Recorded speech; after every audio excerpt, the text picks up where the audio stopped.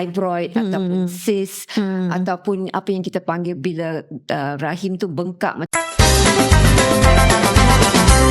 Dia mula dengan gangguan daripada segi period. So period tu mungkin awal ataupun lambat. Kemungkinan period tu banyak ataupun sedikit. Kemungkinan period tu dulu 5 hari, sekarang 3 hari.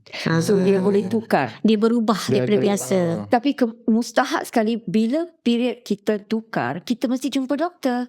Kerana kemungkinan lain yang menyebabkan period tu tukar. So katalah period tu tukar, kemungkinan ada masalah thyroid. So thyroid pun boleh menukarkan frekuensi period tu. Ataupun katalah period tu lebih, kemungkinan ada hal macam fibroid ataupun cyst ataupun apa yang kita panggil bila rahim tu bengkak macam adenomyosis, itu semua boleh jadikan period kita lebih. Dan kita kena selalu check untuk masalah macam kanser juga.